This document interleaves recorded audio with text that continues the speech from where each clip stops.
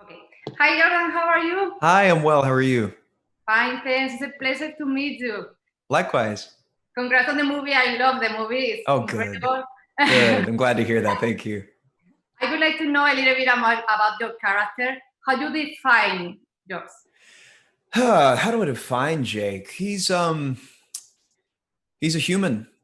He's a human. He was thrown a curveball in his life. You know, he had kind of everything that he worked really, really hard for, and became a renowned dancer and choreographer, and was very respected in that space. And his passion for all of it, I think, it was injured in the same way that his ACL was. I mean, sometimes you work your butt off for something, and life throws you a curveball, and you have to kind of adapt and you know reshape yourself to whatever that instance is. And for Jake's case, he tore his ACL, and everything that he worked so hard for seemingly just kind of evaporated with that injury.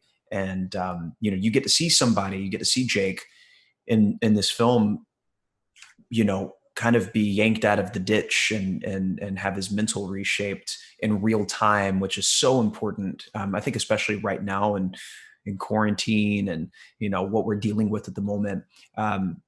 Life threw the whole world a big curveball, and how we take care of that, how we adapt, how we evolve as humans during this time is a really important thing. And I think that will inform kind of whatever our new normal is post all of the COVID nonsense. I think that this is a really great representation of that, along with a beautiful underdog Cinderella story in the film in its entirety. And it's a good summer film. It's a feel good, and we need that right now. And I think the film has a message of the don't giving up. Yeah. Have you ever lived a moment where you say don't give up? Yeah, I've definitely had that in my life for sure. I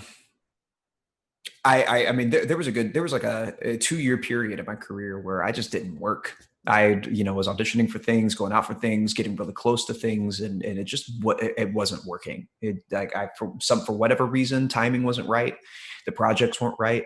There was nothing really that I fit, and it was like 2009 through 2011, pretty much, where I kept going and just kept pushing and kept shoving. And I have great family and great friends and a great team around me that just reminded me constantly, like, listen, you just don't stop, just keep going, don't give up, because eventually it will work out. And thankfully I kept at it, and a decade later, it's been really great.